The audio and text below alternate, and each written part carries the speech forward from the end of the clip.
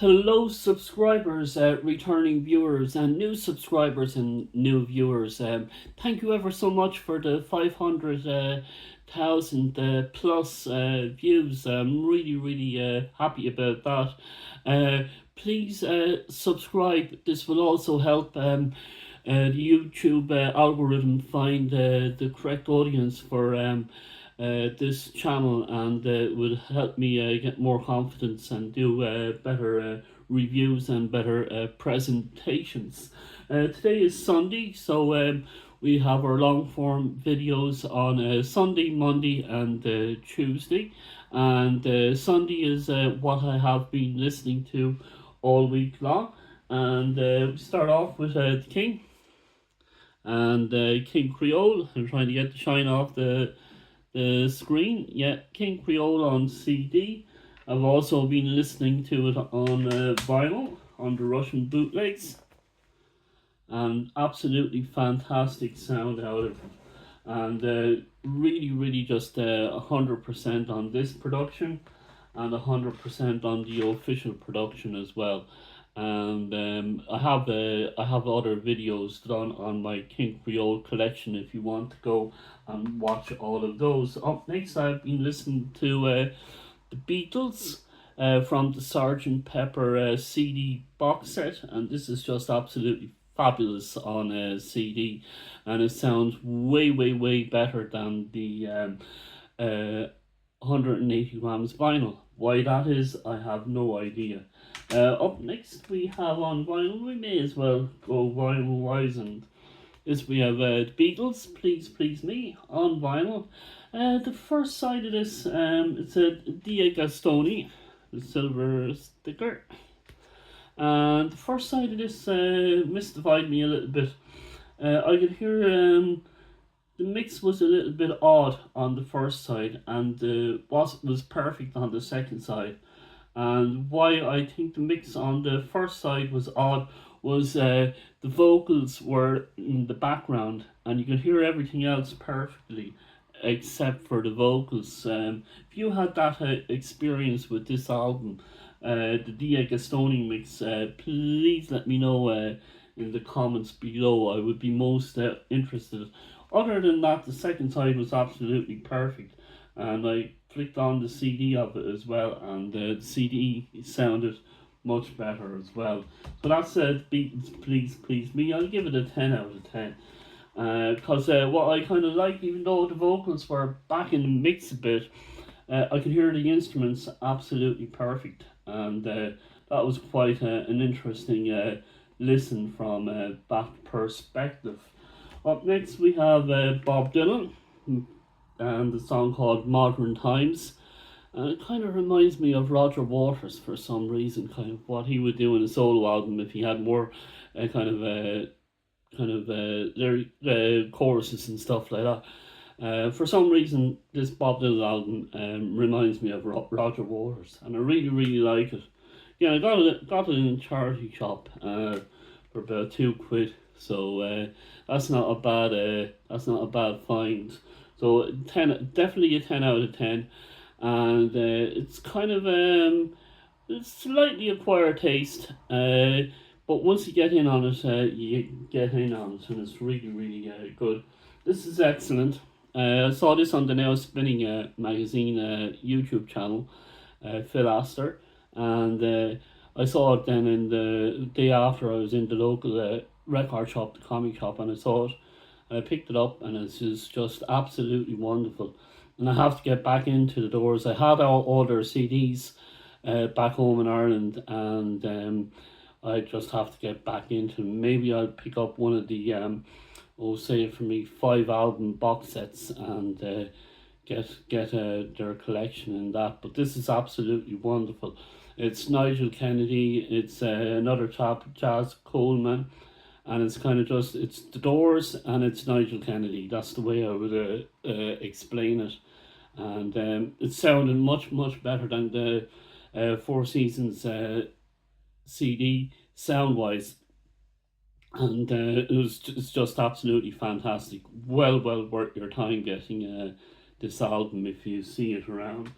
Up next then is Sabotage, and we have a bit of a story. Hold on now. I'll go to the vinyl now here. Yes, I was I was playing Yes on vinyl, and what I'm noticing about Yes is they're slightly tatty covers, but they have perfect vinyl. And I picked this up for about £5 or something like that, £5 or £6, and very much just enjoyed listening to it. I give it a 10 out of 10. I'm not familiar enough yet with this album, but I did really enjoy my first listening to experience to it, and it was just absolutely marvelous. Hold on now, and I'll get the Black Sabbath album. Here we go. And this album here, I went to put this. I was playing Ummagumma. More about Ummagumma in a minute. But I was playing Ummagumma. Then I went to play Sabotage after Ummagumma. And I put it on, and I bought it about a year ago. And I didn't even open it or played it until today. And I went to put it on, and I discovered that Sabotage was not the album in the sleeve. It was Black Sabbath album nonetheless, and it was Mob Rules. So I have Mob Rules with no jacket, and I have Sabotage with no sabotage in it. So it was kind of sabotaged, was absolutely sabotaged in a weird way. So yeah, that's happened to me. So I kind of have to find I have to find a sleeve for this, and I have to find the album for Sabotage. So that's my story with Black Sabbath. But it goes to show you, if you have you know the album on CD and something like that happens, it's well worth having the album twice, in case something like that happens. And it's not that often that something like that happens, but it just sounded great on CD, on the AliExpress CD. So no qualms, this is 100%. It's probably my favourite Black Sabbath album. So yeah, that's that one. Now I'm going to do 180 degrees 180 degrees on this album.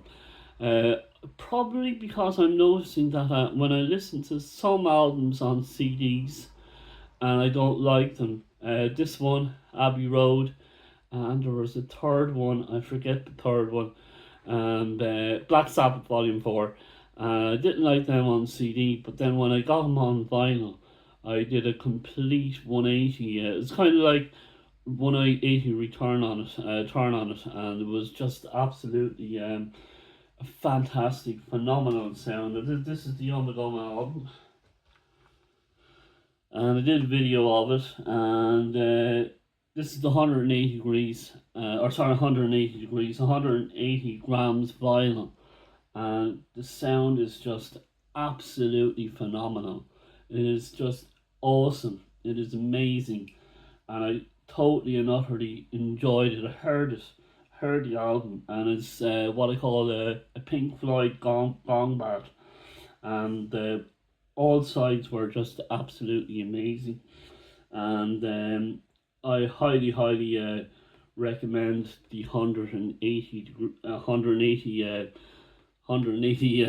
grams vinyl, and it's just amazing. And I did listen to it on the streaming service, and I kind of thought, yeah, it's okay on the streaming service. I'm going to have to revisit this now and see will I like the CD after really enjoying it on the vinyl much more. Maybe I will, maybe I won't. I won't know.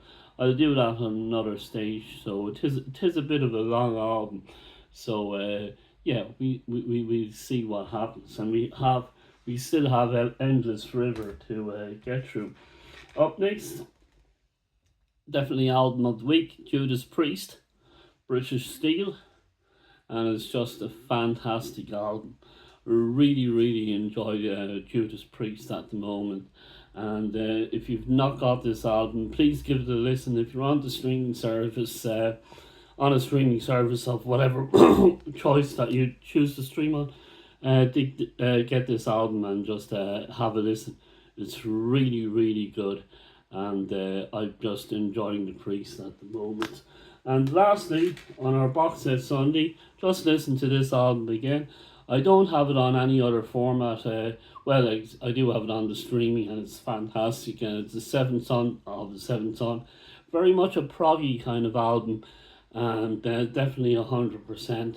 And one of their kind of more mellow albums, way better than Fear of the Dark, and I highly recommend this album.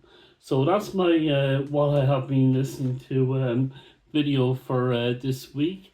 We will talk to you again in our next video tomorrow, which will be a Beatles video, and we'll see what I'm talking about there. If you stuck out to the end of this video, I thank you ever so much. You've been an absolutely fantastic audience. And oh, sorry, no, it won't be a Beatles video tomorrow. We're just going to change around things. We're doing Elvis tomorrow and Beatles on Tuesday, and then we'll go back to Beatles on Monday and Elvis on Tuesday the week after, for the day that's in it tomorrow. Okay, talk to you later, and we'll talk to you in the next video. Thank you ever so much.